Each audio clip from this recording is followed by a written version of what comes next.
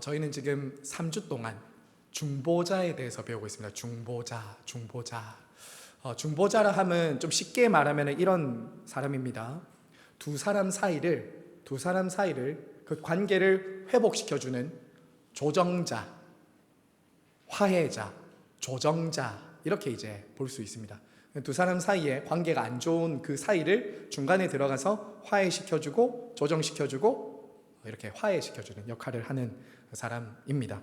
그리고 성경에서는 이 중보자를 사용할 때 이제 이 중보자는 하나님과 우리 사이를 화해시켜주고 회복시켜주는 예수 그리스도다 이렇게 이제 말을 합니다. 오늘 읽은 이 18문 하이델베르크 18문에서도 이 중보자가 어떤 분인가에 대해서 말하는데요. 18문에서 말하는 이 중보자는 이제 분명하게 말합니다. 우리의 중보자가 누구냐? 하나님과 우리 사이를 회복시켜주고 이어줄 수 있는 중보자가 누구냐? 그분은 바로 예수 그리스도다 이렇게 말하죠. 제가 18문 읽어볼 테니까 여러분이 답을 한번 해주세요. 그 밑에 있는 질문과 답을 한번 보시고 따라서 오시면 되겠습니다. 제가 읽겠습니다. 그러나 누가 참 하나님이시며 동시에 참 인간이고 의로운 중보자입니까? 답이요 시작. 우리 주 예수 그리스도 즉 하나님께로서 나와서 우리에게 지혜와 의로움과 거룩함과 구속함이 되신 분이십니다. 자, 그러니까 하나님과 우리 사이를 화해시켜주고 조정시켜주고 다시금 회복시켜줄 수 있는 분은 참 하나님이시며 참 인간이신 예수 그리스도밖에 없다라고 지금 말을 하는 것입니다. 여러분, 그런데 지나온 이 교회 역사를 보면요, 예수님이 누구신가에 대한 굉장히 많은 논쟁이 있었습니다. 예수님이 도대체 누구인가에 대한 논쟁이 참 많았어요. 그리고 이 치열한 논쟁 속에서 이단들이 많이 나왔어요. 이단들이. 어떤 이단들은 예수님이 하나님이시다라는 그 신성을 부인했습니다. 예수는 그냥 인간이야 라고 이렇게 말을 하는 이단들이 있었어요. 또 반대로는 예수는 하나님이시지 인간이지 하나님이 아니야 라는 이런 반대의 또 다른 이단들이 있었어요. 예수는 그냥 좋은 선생님, 대단한 사람이지 하나님은 아니야 이렇게 말한 거죠. 그래서 어떤 이들은 이렇게 얘기했습니다. 예수님은 본래 하나님의 아들이 아닌데 그가 경건하고 의롭고 참 착하게 잘 살았기 때문에 하나님의 아들로 승격됐다라고 이렇게 보는 이단들도 있었어요. 여기서 고개 끄덕거리시면 안 됩니다. 이거는 이제 양자론이라는 이단이에요. 양자론이라는 이단. 자, 또 어떤 이단은 이제 예수님의 인성, 예수님이 사람 되셨다는 것을 부인했어요. 주로 우리 주변에 이런 이단들은 여호와의 증인, 몰몬교 이런 사람들이 이제 예수님의 인성을 부인합니다. 하나님이 어떻게 인간이 될 수 있냐라고 하면서 이제 인성을 부인해요. 예수님이 이 땅에 오셔서 십자가에 못 박히고 고난 받으시고 죽으시는 것은 하나님에게는 어울리지 않아. 그러니까 이제 그것들을 부인하는 거죠. 그리고 그저 이 땅에 오신 예수님은 그렇게 사람처럼 보여진 거야 라고 말하는 게 이제 가현설 이단이라고 해요. 그러니까 그렇게 보여졌다는 거예요. 사람처럼 보여진 거지 사람은 아니었어 이렇게 말하죠. 자, 이런 이단들이 여러 가지 있었습니다. 자, 그런데 이거는 뭐 복잡한 신학적인 어떤 교리적인 논쟁을 제가 하려고 가져온 게 아니라 사실 우리들도 예수님이 하나님이시고 동시에 인간이라는 것을 우리가 믿으면서도 때로는 우리도 이렇게 좀 빠질 때가 있는 것 같아요. 좀 오해를 할 때가 있는 것 같아요. 예수님이 하나님이시다라는 것과 예수님이 인간이라는 것을 좀 자주 치우치게 될 때가 있다는 거예요. 한번 예를 들어볼까요? 혹시 여러분도 이런 생각 해보신 적 없으세요? 예수님은 하나님이시지만 내 작은 일상이나 아픔이나 고통이나 눈물이나 슬픔은 모르실 거야 라는 이제 이런 생각을 할 때가 있는 거죠. 예수님은 하나님이시고 너무 멀리 계신 분이지 지금 내가 겪고 있는 이 아픔과 고통과 문제를 아시겠어? 예수님이 우리와 같은 사람이 되셨다는 것을 통해서 위로를 얻지 못하는 것이죠.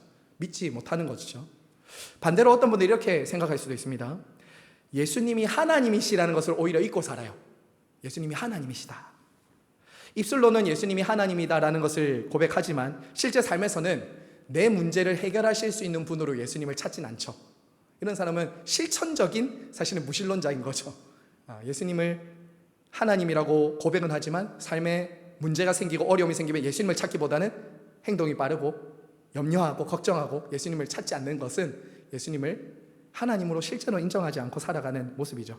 그저 전능하신 하나님이 나의 삶을 조금 도와주시는 분, 상담자, 좀 조력자 정도로 생각하지 전능한 하나님, 나의 주님으로는 고백하지 못할 때도 있다라는 거예요.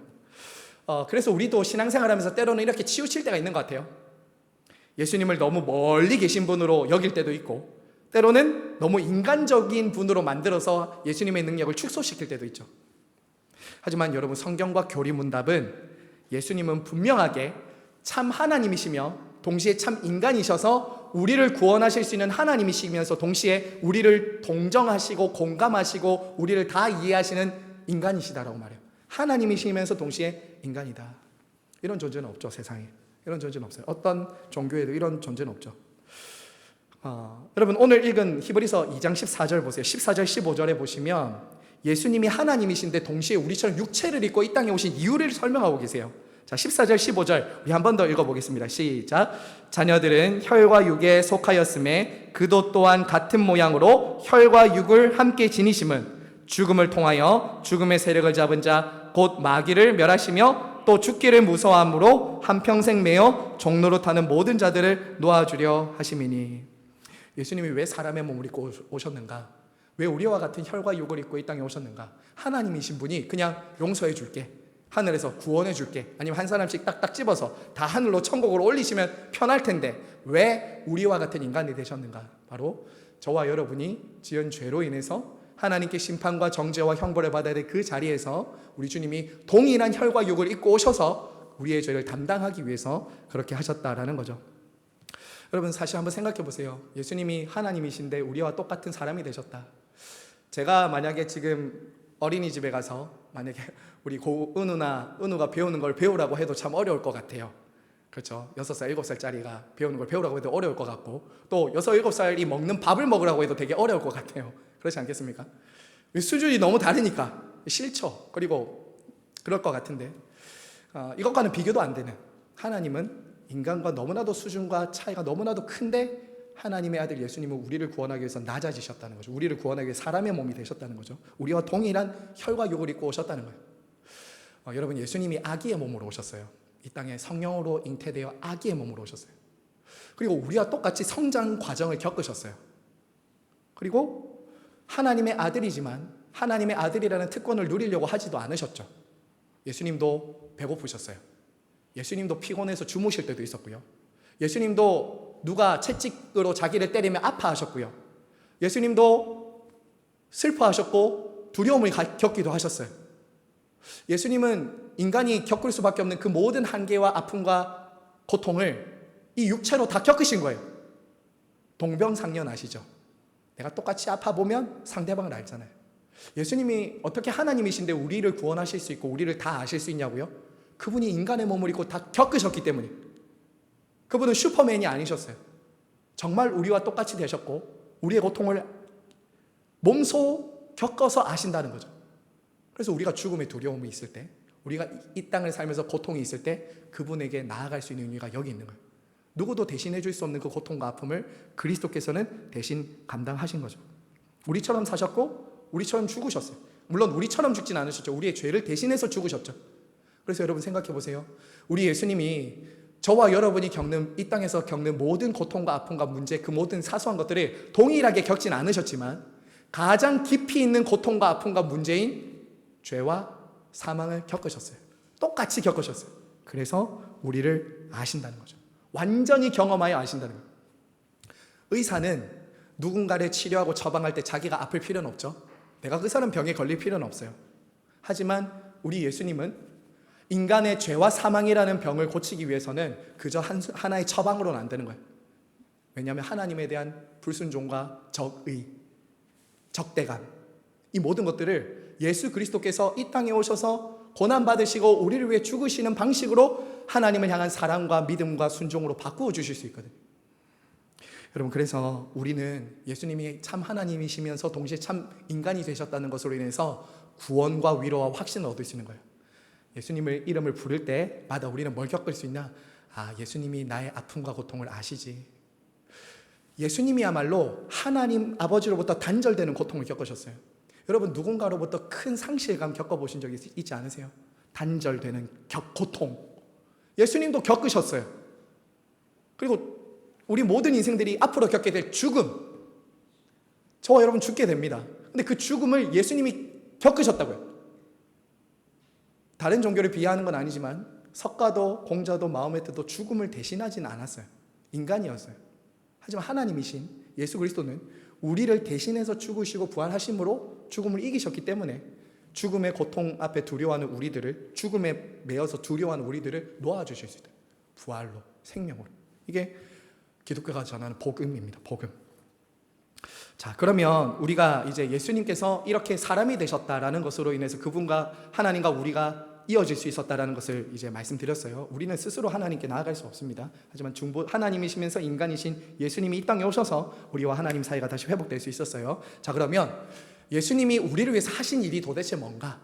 오늘 4가지 이렇게 정리를 좀 하고 있습니다. 요리문답은. 자, 밑에 보시면 빈칸이 있는데 거기는 1, 2, 3, 4번을 나중에 다시면 돼요. 자, 제가 한 번 더 질문하겠습니다. 자, 그러나 누가 참 하나님이시면서 동시에 참 인간이시고 의로우신 중보자입니까? 답이요. 시작. 우리 주 예수 그리스도, 즉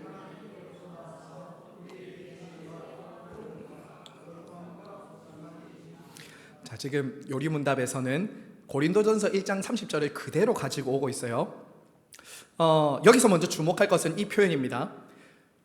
우리에게 예수 그리스도는 의로움과 거룩함과 구속함이 되신 분입니다 라고 말하고 있어요. 되신 분. 주시는 분이라고 말하지 않아요. 자, 이거 뭐라고 하죠? 한 끗 차이인 것 같은데 그렇지 않습니다. 의와 거룩함과 구속함이 되셨다라는 말은 우리 주님께서 친히 우리를 위해서 그와 같은 일을 하심으로 되어주셨고 친히 우리의 것이 되셨다는 거예요. 예수님이 그냥 주시는 게 아니라 우리의 것이 되신다고요. 예수님은 우리 안에 계신다는 거예요. 이게 복음이죠. 자, 그러면 하나씩 한번 살펴볼게요. 자, 첫 번째는 뭐죠? 예수님은 우리의 하나님의 지혜입니다. 지혜. 자, 여러분, 지혜롭다. 사람이 지혜롭다는 것은 뭘까요? 지식이 많은 걸까요? 똑똑하다는 걸까요? 여러분, 사실 성경에서 말할 때 죄인들의 특징은 길을 잃어버렸다는 거예요. 길을 잃어버렸다는 거. 어디에서 와서 왜 살며 어디로 가는지를 알지 못해요. 무엇이 옳고 무엇이 틀린지를 자기 나름대로는 판단하고 생각할 수 있지만 하나님께서 판단하시는 대로 판단할 지혜를 잃어버렸어요. 이게 세상 사람들의 모습입니다. 여러분, 무엇보다 이 세상에 아무리 많은 지식이 있어도 하나님이 계시다는 것과 그분이 인간을 구원하기 위해 이 땅에 오셨다는 지혜는 이 세상에서는 없어요. 하나님이 열어 보여주셔야 되는 지혜인 거죠. 예수님은 이 땅에 하나님의 지혜로 오셨다는 것은 이 말입니다. 예수님이 이 땅에 하나님의 지혜라는 것은 예수님을 통해서 하나님을 알 수 있고 예수님을 통해서 구원에 대한 지혜를 알 수 있다는 거예요. 이게 하나님의 지혜라는 말입니다. 여러분, 예수님이 이 땅에 오셔서 어떻게 하셨는지 생각해 보세요. 예수님은 하나님의 지혜로 하나님의 말씀을 선포하셨습니다. 그리고 이 세상의 지혜로는 이룰 수 없는 십자가로 당신의 구원을 이루어 주셨어요. 여러분, 세상이 볼 때 십자가는 어리석게 보였습니다. 어리석게 죽은 것처럼 보였어요. 하지만 그 십자가야말로 인간을 구원한 하나님의 지혜였어요. 고린도전서 1장 18절은 이렇게 말하죠. 자, 밑에 성경 구절이 있을 건데요. 같이 한번 읽어볼까요? 시작. 십자가의 도가 멸망하는 자들에게는 미련한 것이요 구원을 받는 우리에게는 하나님의 능력이라. 자, 예수님이 어떻게 하나님의 지혜냐? 그분을 통해서 하나님을 알 수 있고 그분을 통해서 구원을 받을 수 있기 때문에 하나님의 지혜라는 것입니다. 자, 두 번째, 예수님은 하나님의 의로움입니다. 하나님의 의로움. 자, 2번 의로움이에요. 여러분, 인간의 가장 큰 문제는 하나님은 의로우신데 우리는 의롭지 않다는 거예요. 하나님은 의로우신데 우리는 죄인이라는 거예요. 그리고 또 하나의 문제는 우리는 언젠가 인생에 한번 의로우신 하나님 앞에 서야 된다는 거예요. 이게 인생의 가장 큰 문제예요, 사실은. 사람들은 그럭저럭 그냥 괜찮게 살면은 아무 문제 없는 줄로 여기죠. 나름대로 옳고 나는 나름 괜찮고 착하게 살고 다른 사람 피해 안 주고 그러면 괜찮지 않나? 하지만 성경은 하나님의 완전한 의로우심 앞에 우리가 서야 된다고 말해요. 자, 그럼 여러분 어떻게 서실 수 있을까요? 그래서 예수님은 중보자가 되셔서 하나님과 우리 사이에 의로움이 되신다는 거예요. 의로움. 이때 이 의로움은 죄인을 의롭다고 여겨주시는 의로움이에요. 죄인을 의롭다고 여겨주시는 의로움. 예수님은 저와 여러분을 대신해서 의로운 삶을 사셨어요. 그리고 그분은 의로우신 분이었지만 불의한 저와 여러분을 대신해서 십자가에 죽으셨어요. 그리고 예수 그리스도를 믿을 때 하나님 아버지께서는 그분의 의로움을 여러분에게 옷 입혀주시고 의롭다고 선언해 주시는 거예요. 이게 이신칭이라고 합니다. 예수님을 믿을 때 우리가 의로워지는 거예요. 저와 여러분이 의로워져서 의롭다고 여김받는 것이 아니라 예수님을 믿을 때 그분의 의로움을 내 것으로 여겨주시고 의롭다고 선언해 주시는 것, 이게 은혜이고 복음이에요. 이게 은혜이고 복음이에요. 그분이 우리의 죄를 가져가시고 우리에게 당신의 의를 주시는 것, 이게 하나님의 의입니다. 세 번째, 자, 예수님은 하나님의 무엇이 되시죠? 거룩함입니다. 거룩함. 여러분, 거룩이라는 말 아세요? 거룩. 예수님은 우리를 거룩하게 하기 위해서 죽으셨어요. 이거 놓치시면 안 됩니다. 예수님은 거룩한 분이셨고 우리를 거룩하게 하기 위해서 십자가에 죽으셨어요. 그러므로 우리의 구원은 그저 죄 용서 받으면 된다라고 생각하면 안 돼요. 어떤 분들은 이렇게 생각할지도 모르겠어요. 예수 믿고 천국 가면 되는 거 아닙니까? 그래서 예수 믿고도 어떻게 살아도 상관없다라고 여기는 사람들이 있어요. 사실은 그 구원파입니다. 구원파가 하는 논리예요. 예수 믿고 몸으로는 어떤 일을 해도 상관없어 라고 하는 게 이제 구원파 교리예요. 하지만 그렇지 않습니다. 성경을 보면 예수님은 우리를 거룩하게 하기 위해서, 하나님의 백성답게 거룩하게 하기 위해서 십자가에 죽으시고 부활하셨어요. 그렇기 때문에 우리는 거룩하게 됩니다. 예수님을 믿고 내가 거룩이 싫다, 예수님을 믿고도 계속 거룩하지 않다라는 것은 있을 수 없어요. 예수님의 성품이 거룩이기 때문에 우리는 점점 구별돼요. 세상과 구별되기 시작하죠. 거룩의 제일 기본 개념은 구별입니다. 구별. 말과 생각과 행동이 점점 이전과 다르게 세상과 구별되죠. 구별돼요. 하나님의 자녀답게 구별되죠. 전에는 죄를 마음대로 지었는데 이제는 점점 그것을 멀리하기 시작하죠. 전에는 죄를 이길 힘이 없었는데 점점 죄를 이길 힘이 생기기 시작하는 거예요. 왜요? 우리 안에 거룩하신 분이 들어와 있기 때문에. 점점 이렇게 되는 거죠. 자, 마지막 네 번째, 예수님은 하나님의 구속하심이 됐습니다. 구속. 자, 거기 구속함이라고 적으세요. 여러분, 구속은 뭐냐면요, 감옥에 가는 구속 아닙니다. 여기서 말하는 구속은 값을 주고 사는 거예요. 값을 지불해서 사는 거예요. 당시 이건 노예 제도에서 사용됐던 말인데요, 예수님께서 우리가 죄와 사망과 마귀에게 노예로 종노릇하고 있을 때 값을 지불하고 사셨다는 거예요. 스스로는 죄와 사망으로부터 건진받을 수 없는 우리를 대신해서 그분이 우리 대신해서 값을 치르셨다는 거죠. 예수님이 십자가에 죽으실 때 마지막으로 하셨던 말, 내가 다 이루었다, 내가 다 이루었다, 그 말이 상업 용어라고 했죠. 모든 값을 지불했다. 예수님이 저와 여러분이 죄와 사망, 마귀에 속해 있는 우리들을 건져주고 죄값을 치르기 위해서 예수님은 십자가에 죽으신 거죠. 여러분, 그러므로 이 구속이라는 말 참 위로가 돼요. 사실은 내가 누구의 소유다, 내가 누구의 소유다라는 것, 참 그거 든든한 거거든요. 예를 들면 우리 아버지가 뭐 대단한 힘을 가지고 있다, 능력이 있다, 이렇게 되면 좀 든든하잖아요. 다 든든하지 않으신가 봐요.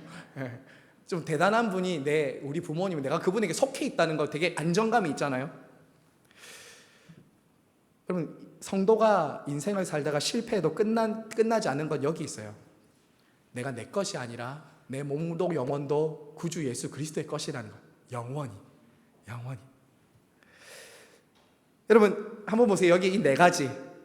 예수님은 지혜, 거룩함, 지혜와 의로움과 거룩함과 구속함이 되셨다고. 예수 그리스도가. 충분하지 않습니까?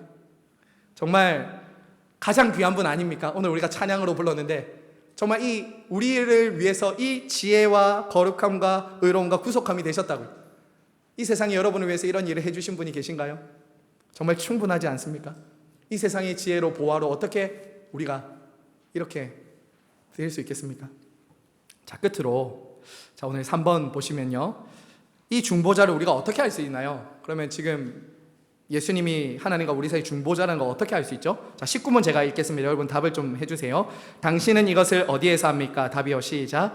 거룩한 복음에서 압니다. 하나님께서는 이 복음을 처음에 낙원에서 친히 계시하셨고 후에는 족장들과 선지자들 통해 선포하셨으며 또한 율법의 제사들과 다른 의식들로서 예표하셨고 마지막에는 그의 독생자를 통해 완성하셨습니다.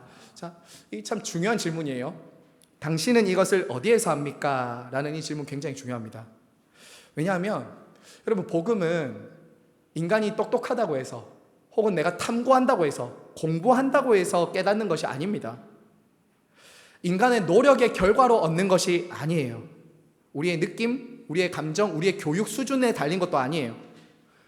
우리가 예수 그리스도가 하나님의 아들이며 하나님과 우리 사이의 중보자라는 것을 알 수 있는 것은 하나님께서 먼저 복음을 통해 계시하셨기 때문이에요. 거룩한 복음에서 알 수 있어요. 그러므로 복음은, 다시 강조합니다, 인간의 사유, 깨달음, 능력, 지혜, 득도, 이런 어떤 종교가 추구하는 어떤 인간으로부터 시작된 어떤 노력과 결과의 산물이 아니라 철저하게 계시 의존적으로 그분이 거룩한 복음을 통해서 우리에게 드러내 보여주셔서 우리가 알게 되는 거예요. 그리고 이 복음이 각 시대마다 어떻게 나타났는지를 교리문답은 설명하고 있어요. 자, 첫 번째로 어디서 드러났죠? 낙원. 여러분, 이 낙원이 어디죠? 에덴 동산입니다. 창세기에 나오는 에덴 동산이에요. 자, 그러니까 이 복음은 예수님이 오셨을 때 완성됐지만 그 이전 창세기에서부터 복음은 선포됐었다는 거예요. 인간의 죄와 타락이 있을 때 이미 하나님은 복음을 선포하셨어요.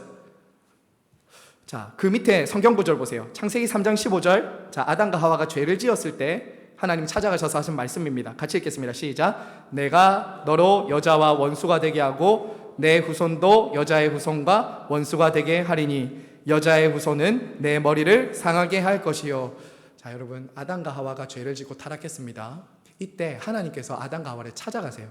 찾아가셔서는 그들이 스스로 숨길 수 없는 그 부끄러운 무화과 잎을 입고 있을 때 하나님은 그 무화과 잎을 벗기시고 짐승의 옷을 입히십니다. 짐승을 죽여서 그 부끄러운 수치를 가려주세요.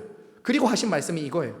뱀에게, 사탄에게 하신 말씀이 이것인데, 자, 여기서 말하는 이 여자의 후손이라는 것이 바로 장차 오실 예수 그리스도를 가리키는 말씀인 것이에요.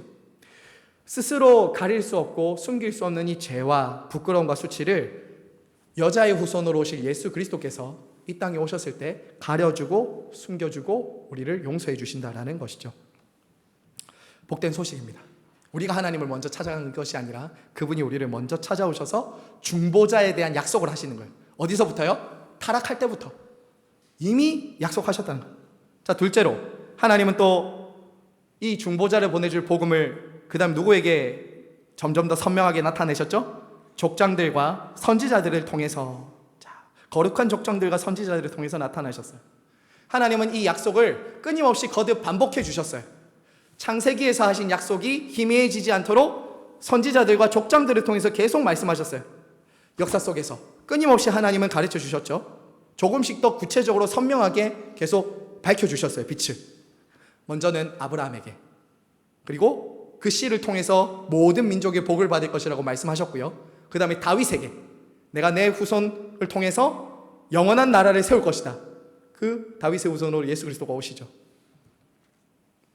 그리고 수많은 선지자들 다 예수 그리스도를 증언했다는 거예요. 그분이 너희의 죄를 담당하러 이 땅에 오실 것이다 하는 것을 계속 끊임없이 선포했다는 거죠.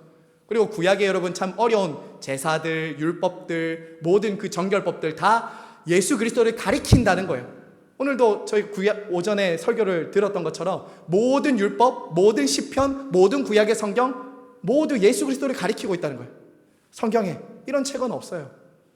다 40여 명의 저자들이 수천 년 동안 기록한 이 책이 각자 다양한 시대의 다양한 상황 속에서 기록이 성령의 감동에 의해 기록됐지만 한 분을 가리킨다는 거예요. 한 명, 그리스도를 가리키는 거예요. 창세기도 그리스도, 출애굽기도 그리스도, 레위기도 그리스도, 모든 성경이 그리스도를 가리키고 있다고. 그들이 같은 시대에 안 살았어요. 성령의 영감으로 그리스도의 복음을 계시받아서 기록하게 된 것이죠. 자, 마지막 세 번째는 무엇입니까? 마지막으로는 하나님은 독생자를 통해서 완성하셨어요. 마침내 그의 독생자로 성취를 되셨다라는 거죠. 이제 더 이상 희미하게 보였던 것이 아니라 모형이 아니라 실체가 온 거죠. 하나님의 아들. 예로 출애굽의 어린 양의 피를 문과 문설주에 발랐어요. 그렇게 했을 때 죽음의 재앙이 넘어갔거든요. 그 어린 양이 누구였어요? 예수 그리스도였죠. 예수 그리스도. 그분이 완성하신 거예요. 구약의 수많은 제물들을 죽여야 됐어요. 죄를 지을 때마다 죄인은. 근데 죄인이 계속 제물을 죽여야 돼요. 피 흘려야 되니까. 피 흘림이 없으면 죄 사함이 없으니까. 예수 그리스도께서 단번에 우리를 위한 제물, 대제사장 되어주셔서 당신이 친히 죽으심으로 하나님께 나아갈 수 있는 길을 열어주셨죠. 자, 그러므로 여러분 기억하세요. 더 이상 새로운 계시가 필요한 것이 아닙니다. 더 이상 다른 중보자가 필요한 것이 아니라고요. 완전한 계시, 복음이 우리 앞에 성취가 되었기 때문이에요. 예수 그리스도께서 우리를 위해서 이 땅에 완전하게 당신의 구원 역사를 이루시고 중보자 되시고 복음을 밝히 드러내셨어요. 자, 결론입니다. 자, 그러면 지금까지 들으면 예수님이 성경에 의해서 성경의 모든 것을 성취하신 그리스도시구나. 근데 그게 도대체 나와 무슨 상관이지? 지금 우리 살아가는 삶과 지금 이 드리는 예배 가운데 도대체 무슨 상관이야? 세 가지 의미가 있습니다. 자, 첫 번째는 이것입니다. 같이 한번 읽겠습니다. 시작. 중보자를 의지하여 예배해야 해요. 여러분, 예배를 드리고 있습니다. 우리가 지금 주일 공예배 드리고 오후에도 이렇게 모여 있는데요. 저와 여러분 예배 드릴 수 있는 근거가 뭐예요? 저와 여러분이 예배 드릴 수 있는 근거가 뭘까요? 내가 두 발로 왔으니까 예배 드리죠. 그런 거 아니에요. 여러분이 앉아 있어도 예배를 안 드리고 있을 수도 있어요. 예배가 아닐 수도 있어요.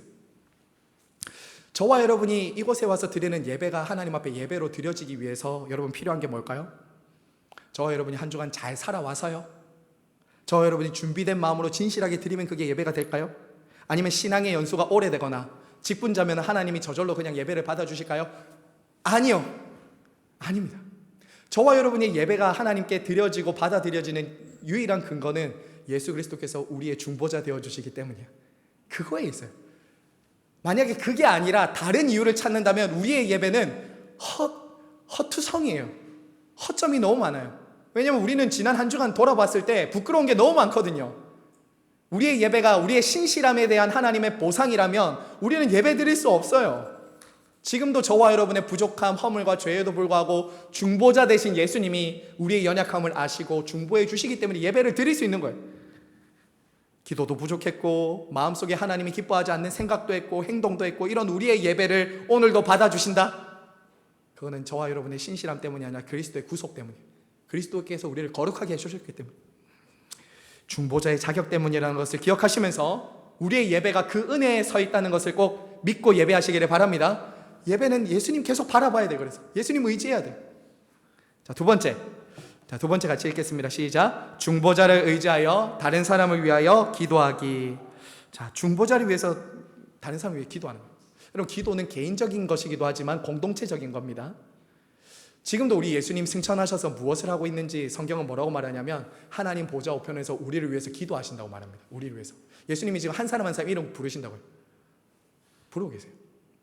우리 박미금 어머니 위해서, 우리 재림이를 위해서, 우리 손지연 성도님 위해서, 한 명 한 명을 위해서 기도하고 계신다고. 자, 그럼 우리가 그 중보자이신 예수님의 은혜에 힘입어서 오늘도 예배드리고 기도하고 할 수 있다면 우리는 옆에 있는 사람을 위해서 기도해야죠. 자, 여러분 좌우에 한번 둘러보실까요? 좌우에 한번 둘러보시죠. 둘러보시면 참 다양한 삶을 살고 계신 분들이 계세요. 여기 보면 다 다양한 각자의 삶에 어려움과 고난이 있죠. 힘든 일이 없는 분이 없어요. 그럴 때 우리는 뭘 해야 될까요? 가서 조언도 해줄 수도 있고 가서 내가 좀 도와줄까 할 수도 있는데 제일 중요한 건 이거예요. 중보자이신 예수님을 의지해서 그분을 위해서 기도해 주는 거죠. 하나님이 도와주는 것보다 더 확실하고 더 빠르고 더 완전한 게 어디 있겠어요? 우리는 옆에 있는 사람을 위해서 중보할 수 있는 거죠. 기도할 수 있는 그 유일하신 중보자이신 예수님 의지해서 그 사람과 하나님 사이에 들어가서 기도해 줄 수 있는 거죠. 참 중요합니다. 예수님으로부터 중보의 은혜를 입고 있기 때문에 우리도 다른 사람들 위해 기도해야 된다는 거죠. 자, 마지막 세 번째입니다. 자, 세 번째 시작. 중보자를 의지하여 서로의 짐을 짊어지기. 좀 두 번째랑 세 번째 비슷할 수도 있는데요. 두 번째는 기도였다면 세 번째는 구체적인 행동입니다. 우리 예수님이 저와 여러분들의 기도를 들으시고 가만히 계시지 않죠. 여러분들의 필요를 채우시고 여러분들을 도와주시고 또 여러분과 함께 하시죠. 그럼 이제 우리도 어떻게 해야 되냐? 고난받는 사람들을 위해서 기도만 하고 있는 것이 아니라 그 사람의 필요가 보여요. 그럼 뭘 해야 될까요? 그리스도께 받은 사랑과 은혜로 우리도 그들의 필요를 채워주는 거예요. 때로는 시간을 함께 하는 거예요. 물질을 함께 하는 거예요. 함께 하는 거예요. 그 사람의 필요, 문제를 살피는 거죠. 목장 모임은 저는 그런 시간이라 생각해요. 서로의 필요, 아픔, 문제를 같이 나누고 기도 같이 하고 그리고 같이 서로를 돌보는 이 아름다운 일이 우리의 신앙생활의 중보자를 믿는 믿음 안에서 나타나는 것이라는 거죠. 여러분 세 가지 꼭 기억하세요. 예배와 다른 사람을 위한 기도와 서로의 짐을 함께 짊어지는 것은 우리 신앙생활의 핵심인데 그것은 우리 스스로 하는 것이 아니라 중보자이신 예수님을 의지하고 믿고 바라볼 때 할 수 있는 일입니다. 이처럼 중보자 예수 그리스도를 아는 지식 위에서 예배하시고 살아가시는 우리 복된 모든 성도님들 되시기를 간절히 바라고 소망합니다. 아멘.